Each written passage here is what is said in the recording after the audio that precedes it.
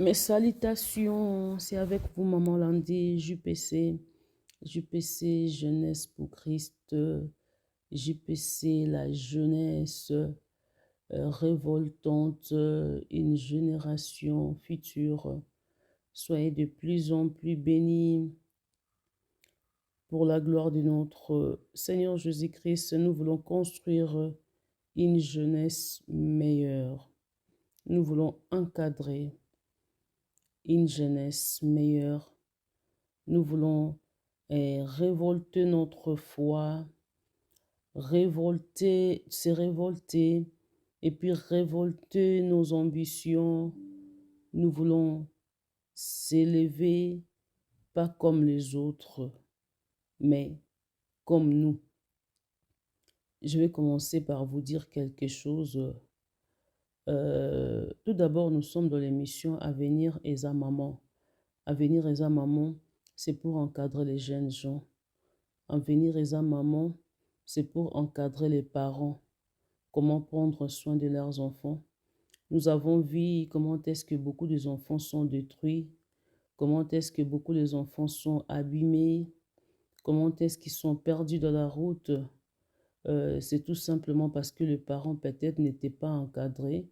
C'est tout simplement parce que le parent, quelque part, ils étaient aussi détruits de leur manière. Et là, maintenant, nous voyons toute une jeunesse qui est détruite. Toute une jeunesse qui n'a pas pu avancer comme il faut. Quand la jeunesse tombe, c'est tout un pays qui tombe. Quand la jeunesse tombe, c'est toute une famille qui est perdue. Quand la jeunesse est détruite, c'est tout un peuple qui sera par terre. C'est pour cela que nous avons tout intérêt de construire une jeunesse meilleure, de construire une jeunesse forte, de construire une jeunesse bien-aimée pour la gloire du Seigneur, de construire une jeunesse pour l'honneur du pays. Je voulais dire plus pour l'honneur du pays. La fierté dans nos pays, c'est encadrer les jeunes gens. La fierté de nos pays, dans nos pays, pardon, c'est combattre pour la jeunesse. Quand les jeunes gens sont bien construits, sont sécurisés, ont une bonne mentalité, ont un bon bagage dans leur tête, le pays bien-aimé sera épargné de certaines choses. Mais quand la jeunesse n'est pas bien encadrée, c'est alors que tout est par terre, tout est détruit. C'est pour cela que nous avons choisi Avenir Eza Maman. Avenir Eza Maman, ça veut tout simplement dire la tâche qu'on doit assumer étant parent, premièrement. Et deuxièmement, nous, enfants, nous avons de certaines responsabilités à remplir. C'est très important. Nous nous approchons auprès de vous, bien-aimés. Essaye chaque fois que nous sommes là de partager tous nos vidéos pour bénir tout un peuple, pour bénir la jeunesse, pour bénir l'humain, donc le parent. Le parent, nous avons besoin, que dirais-je, je ne peux pas dire d'encadrer les parents parce qu'ils étaient déjà encadrés, mais d'être un de plus dans leur vie. Être un de plus dans la vie de tous ces parents-là. Beaucoup de parents sont distraits de la manière de construire la vie de leurs enfants. Ils sont vraiment distraits de la manière qu'ils sont en train de construire la vie de leurs enfants. Les enfants sont déjà perdus emportés par leurs amis à l'école, emportés par de mauvaises habitudes, par des mauvais caractères, à travers leur entourage. Mais les parents savent absolument rien à la maison. Les parents sont distraits. Les parents se contentent, soit sont orientés dans d'autres choses. Par exemple, dans leur commerce, par exemple, dans des travaux à la maison qu'il faut faire. L'enfant, tu dois faire la vaisselle, tu dois faire ceci, fais pour moi, mets un peu l'ordre dans ta chambre. Oui, c'est très bien. Ça, c'est la manière aussi d'encadrer les enfants. Mais si l'enfant est déjà perdu dans sa tête, malgré toute la manière que tu veux l'encadrer d'une manière ou d'une autre, dans des travaux ménagères, moi, je te dirais, donc, tu vas finir par voir cet enfant dans la rue. Tu vas finir par le regarder dehors. Vous voyez? Donc, c'est-à-dire, les parents doivent faire les efforts, doivent aller au-delà, au-delà de leur force, au-delà même de leur pensée. Parce que déjà, mettre au monde ou bien adopter ou bien avoir les enfants de ses frères et sœurs, c'est déjà une responsabilité. C'est déjà une responsabilité. Tu dois pouvoir combattre pour les vies. Tu dois pouvoir encadrer ces enfants-là comme il faut. Comme il faut, parce que tu es en train d'encadrer une vie. Et si peut-être tu as encadré un David dans ta maison, donc si tu as encadré les rois David dans ta maison, vous voyez, toi tu vois c'est un enfant, l'enfant de ma soeur, de mon frère, soit mon enfant, mais or que tu es en train d'encadrer un roi qui va paître toute une royauté, tout un pays, tout un peuple. Vous voyez, là maintenant, si tu ne sais pas bien encadrer ces David-là, quelque part, il sera perdu. Quelque part, quand il deviendra roi, il fera trop de bêtises. Vous voyez, on ne peut pas dire que tous seront des David. Là, c'est la manière de dire. Mais tu ne sais pas, peut-être dans la vie, qui va devenir ton enfant. Vous voyez, donc c'est-à-dire, on doit être quelque part aussi enseigné, instruit pour bien encadrer nos enfants. Les parents ont un grand devoir d'aller au-delà de leur force. C'est muscler, c'est donner vraiment la force pour aider nos enfants à devenir, à avoir un futur meilleur, à devenir des hommes qu'il faut pour leur vie et puis à atteindre leur destin, à atteindre leur but. Beaucoup de parents ont tendance à négliger, peut-être premièrement parce qu'eux-mêmes ils étaient négligés, ils ne savent pas comment, un, et puis deux, ils ont tendance à négliger par rapport à des faiblesses de vie. Ils ont rencontré des divorces, des problèmes avec leurs partenaires, ainsi de suite, problèmes financiers et tout et tout. Et là maintenant, ils ne peuvent plus aller au-delà de leur force, ils sont limités. Vous voyez, ça, on va aussi en parler. Là, il est question tout simplement de combattre dans le peu que tu as, de combattre, de se muscler, de chercher vraiment comment s'en sortir. Parce que si tu veux, tu peux. Si tu veux vraiment aller au-delà, faire quelque chose, tu peux. Ça dépend de ta volonté. Tu ne peux pas te limiter en disant que non, je ne peux pas, je me limite là et tout et tout. Si tu veux, tu peux le faire. Donc, c'est-à-dire, si je veux changer ma situation, si je vais changer la vie de mes enfants, si je vais changer ma situation, je peux y arriver. Je peux y aller. Je peux combattre. Je parlais de parents. Nous, parents, on a un sérieux problème. Quand je dis nous, parents, je parle de la majorité. Donc, j'essaie un peu de généraliser les comportements de parents. Nous, parents, on a un sérieux problème. Les plus grands problèmes que nous avons, c'est plus la négligence. La négligence de ne pas vraiment poursuivre les choses de nos enfants un par un.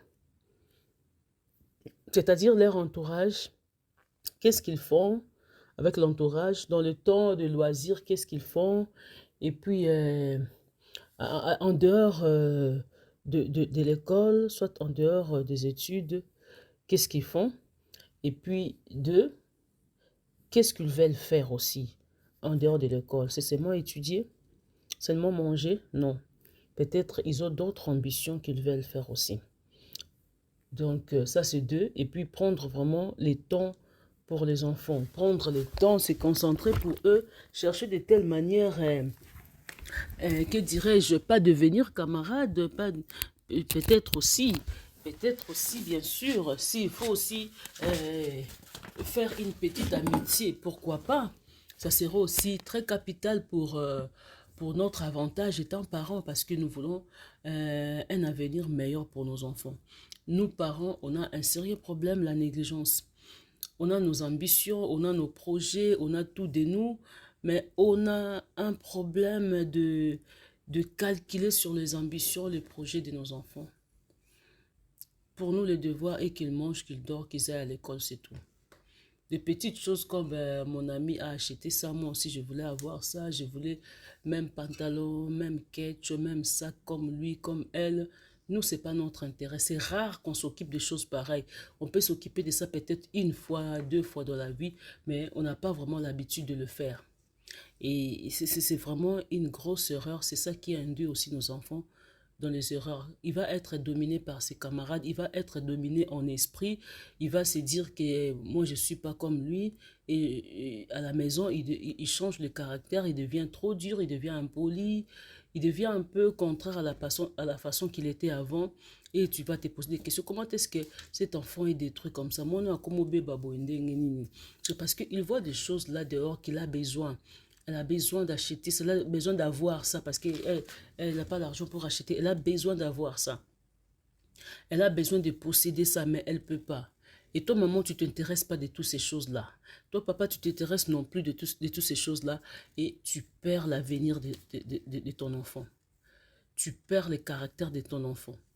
L'enfant devient impoli. Tu te dis que les enfants ici en Europe sont impolis, par exemple. En Afrique, oh, mon enfant est détruit. C'est parce que tu ne t'occupes pas de lui. Normalement, étant parents, nous devons bien prendre soin de nos enfants. Nous devons prendre le temps de dialoguer, de parler avec eux, de se promener avec eux, de faire des loisirs ensemble, de faire des choses ensemble, aller peut-être faire des courses. Tu aimes ce biscuit? Non, j'aime pas ça, moi j'aime l'autre. Tu aimes ça? Non, moi j'aime pas ça, je veux bien avoir l'autre. C'est comme ça la vie. C'est comme ça la vie. On a besoin de vivre ça. On a besoin de vivre la joie de nos enfants, de vivre leur vie heureuse. Vous voyez, donc si on ne sait pas posséder cette place-là, il y aura l'autre personne qui le fera à notre place. L'autre personne, ça sera l'impolitesse. L'autre personne, ça sera peut-être le vol. L'autre personne, ça sera peut-être le mensonge. L'autre personne, ça sera peut-être un mauvais caractère qui va désorienter l'avenir de ton enfant. Alors, étant parents, songeons bien à cela, pensons vraiment à cela, et là, ça va aider nos enfants, et là, ça va encadrer l'avenir de nos enfants. Moi, je vous appelle, et vraiment, je sensibilise le parent à bien aider les enfants à se positionner, à bien aider les enfants à être ouverts d'esprit. Donc, c'est-à-dire ouverts d'esprit et ouverts de la façon de dialoguer avec les parents. Donc, c'est-à-dire, il a besoin de quelque chose. Bon, le problème aussi, tous les enfants ne sont pas pareils. L'autre a la facilité de parler, d'ouvrir son cœur. Je m'excuse, l'autre a la façon, l'autre n'a pas cette manière-là. L'autre n'a pas le temps de parler, d'ouvrir son cœur en ça et en ça. alors là, il faut bien faire attention. Il faut bien faire attention. Vous voyez, il faut bien faire attention, c'est très, très capital. L'autre peut parler calmement, tu vois ça, pourquoi tu n'as pas fait ça, tu vois ça, maman, il fallait faire ça. Mais l'autre retient son cœur, dit, je ne peux pas dire, peut-être si j'ai dit, parce que on peut dire aussi que le diable ment les enfants d'une manière ou d'une autre. Leur pensée aussi peut leur mentir. Mais toi et ton parent, de la manière que tu avances pour dialoguer, pour parler avec eux, de la manière que tu t'intéresses à ses soucis, de la manière que tu entres en conversation avec lui, petit à petit, il va s'ouvrir et il va bien ouvrir son cœur pour te dire ce qu'il a. Vous voyez, même s'il avait fait quelque chose en cachette, tu finiras par savoir, par comprendre. Mais si tu n'as pas l'habitude, tu ne comprendras pas la manière que cet enfant-là est en train d'être détruit lentement, lentement. Donc, il faut se poumonner, se muscler, de prendre le temps d'ouvrir ses pensées, d'ouvrir son cœur, d'ouvrir tout le quatre parties de sa vie pour qu'elle essaye de faire sortir cela. Ça c'est dans un premier temps. Dans un deuxième temps, regarde, mets tes genoux par terre et n'oublie pas de prier jour et nuit. Parce que le malin se lève à combattre la jeunesse d'une manière ou d'une autre.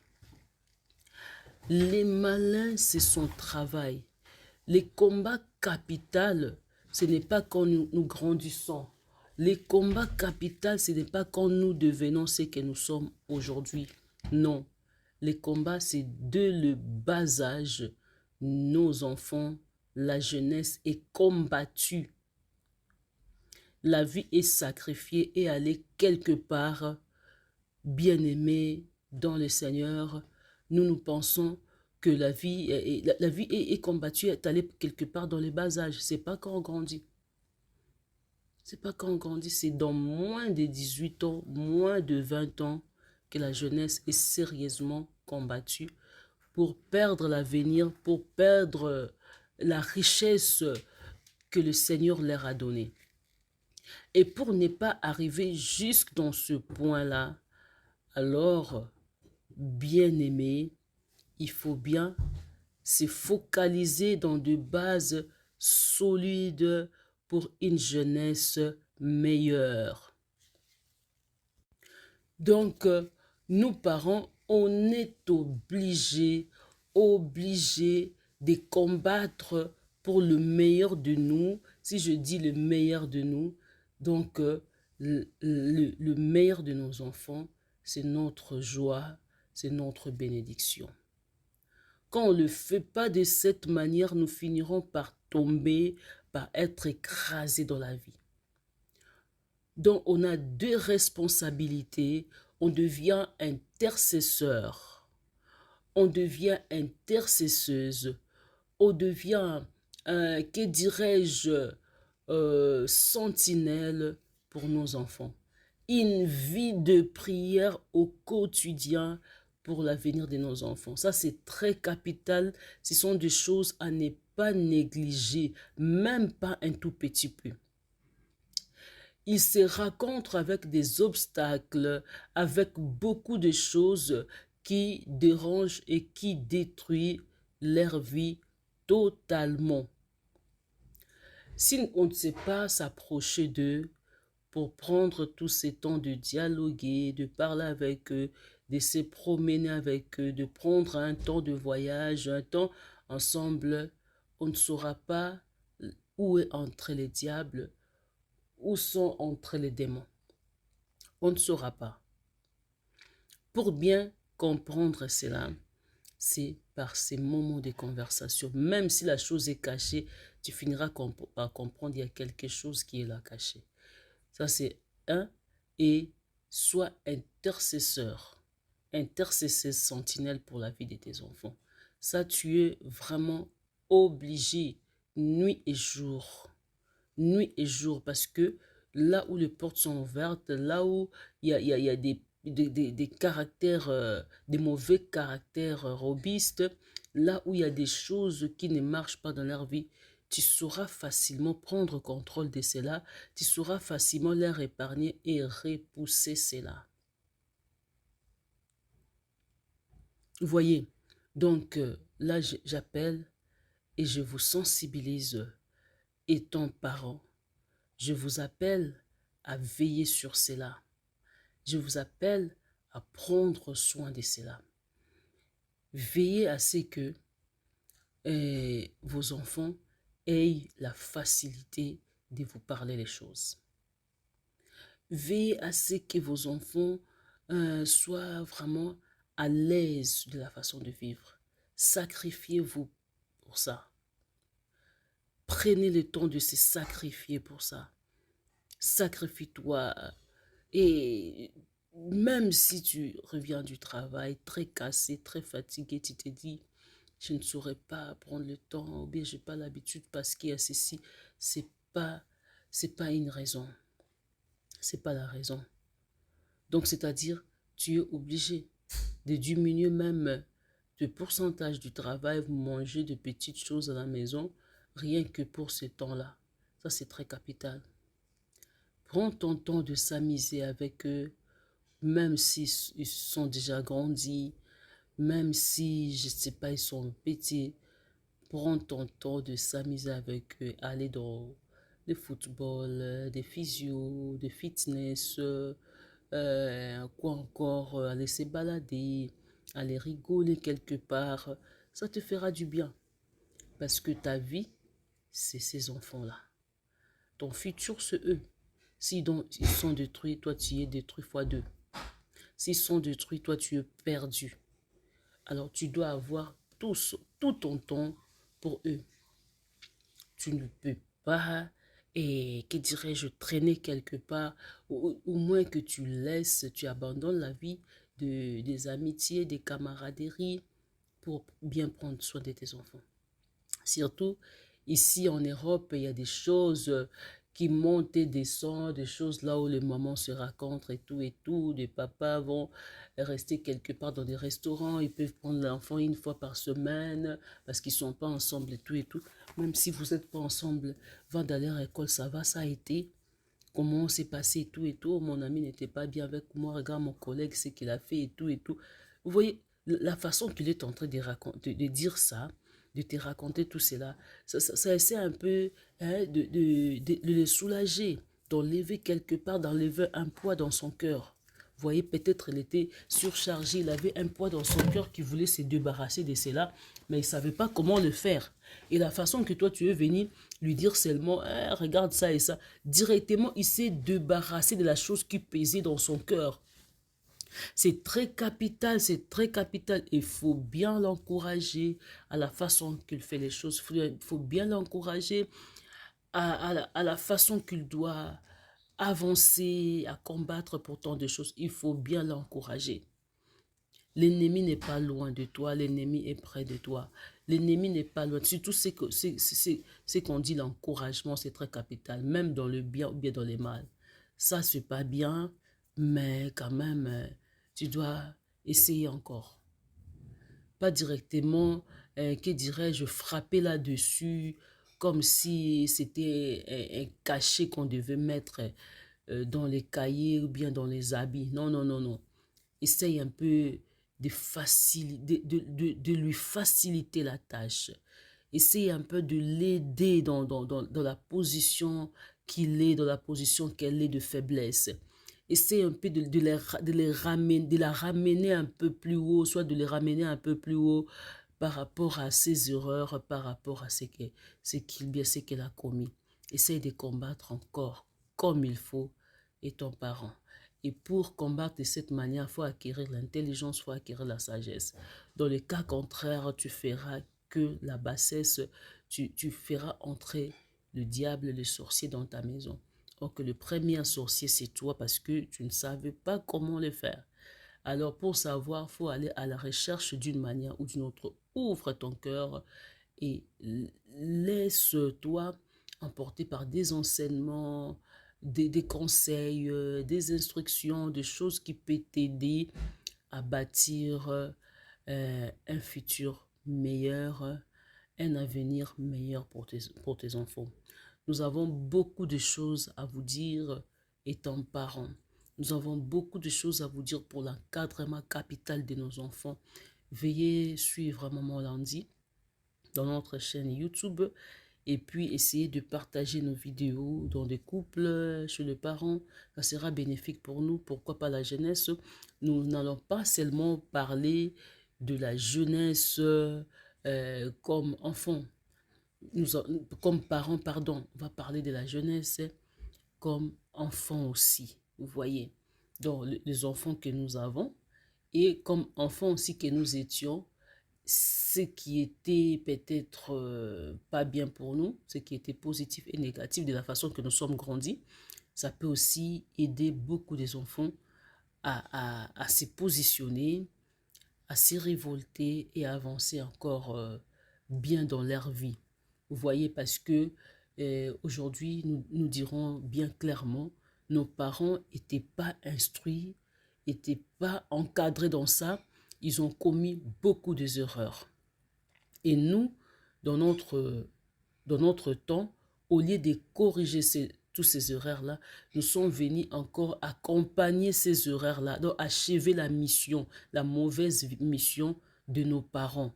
Et que sera la jeunesse de demain? Que sera l'avenir de demain? C'est là où, bien aimé, ça fait des années que nous nous sommes mis debout pour combattre l'avenir de nos enfants. Ça fait vraiment des années que nous passons dans de différentes sortes des chaînes et des télévisions pour parler de la jeunesse pour Christ. Alors là, on parle de la jeunesse pour Christ dans un grand thème, avenir et maman. On peut dire l'émission Jeunesse pour Christ, mais avenir et maman, c'est notre thème de chaque jour, là où nous allons développer beaucoup et beaucoup de choses. Rejoins-nous dans cette émission Avenir et maman, dans notre et donc dans notre sujet du jour, c'est toujours pour la jeunesse. Comment encadrer une jeunesse meilleure? Comment combattre pour son futur? Nous avons besoin de vivre la joie de nos enfants. Donc je disais, nous, parents d'aujourd'hui, nous avons achevé une mission qu'on ne pouvait pas achever et nos enfants sont dessus. Et maintenant, nous voulons vivre cette vie dans l'avenir de nos enfants. Nous voulons vivre leur avenir meilleur. Nous voulons combattre dans leur vie. Nous voulons que quelque chose change. Ça commence par toi. Ça commence par toi. Ça commence par l'autre. Ça commence par celui qui est derrière nous. Alors dis-moi, avenir et à maman. Si j'aime pas trop accentuer avenir et à maman parce que si nous disons avenir et à maman, le papa pense que c'est les mamans qui ont les devoirs là. Et il pense que ce n'est que les mamans qui ont ces devoirs là. Or que c'est pas ça. C'est pas que les mamans, c'est aussi les papas, mais ça c'est seulement comme quelque chose qu'on accentue. C'est comme, je peux dire l'émission, mais c'est comme un sujet, un thème qu'on doit développer dans nos têtes. Ici, dans cette émission, je dirais que papa aussi devient maman. Je dirais que papa aussi devient maman parce que c'est la façon de parler, disons. C'est une façon, c'est une manière de parler. Alors là, nous continuons notre mission. Ça fait des années qu'on ne l'a plus fait. Mais si vous regardez dans notre YouTube, il y a déjà des vidéos qu'on a fait sur l'avenir des mamans et nous continuons sur ça. Nous voulons vraiment combattre pour la jeunesse. Nous voulons nous lever pour la jeunesse. Nous voulons stabiliser la jeunesse. Nous voulons que la jeunesse d'aujourd'hui devient une jeunesse exemplaire, une jeunesse témoignée, une jeunesse qui apporte beaucoup de changements parce que nos parents là, c'était waouh. C'était waouh. Donc, les enfants peuvent manger des petites choses. Papa mange de grandes choses parce que c'est papa. Or que c'est papa qui doit se sacrifier pour les enfants. Maman donne aux enfants tout ce que tu as donné à papa. Donne papa ses mains un peu parce que lui doit chercher beaucoup pour l'avenir des enfants. Donc, tu verras, là où on a grandi, hein, à côté des voisins, papa avec une grande assiette de nourriture. Mais les enfants, il y a qui est un peu, c'est pour rester pour les autres. Papa, il mange très bien. Et les enfants mangent un peu, puis là, ils dorment comme ça. Peut-être regarde si papa il va laisser quelque chose pour qu'ils aient encore se précipiter. Oh, que c'est toi, papa, qui doit manger un tout petit peu et les enfants doivent prendre beaucoup. Ça, et dans notre culture là-bas, on ne connaissait pas ça. Hein. Donc, je dis la majorité. Vous voyez, c'était tout simplement, c'était les minoritaires qui faisaient ça. Mais la majorité, c'était le contraire. Et aujourd'hui, bien aimé, on s'élève pour combattre de vieilles habitudes. Enlevons de vieilles habitudes, faisons entrer de nouvelles habitudes pour que ça prend place, ça change, ça nous donne un peu l'harmonie, je dirais une meilleure vie de vivre. Soyez bénis, nous sommes des cœurs ensemble, rien que pour la gloire de notre Seigneur Jésus-Christ. C'était avec vous, Maman Landy, et je vous appelle très nombreux, très nombreuses à suivre nos vidéos, à partager cela pour bénir tout un peuple, pour changer une nation. Soyez bénis au nom de Jésus-Christ. Amen, amen, de cœur ensemble avec vous.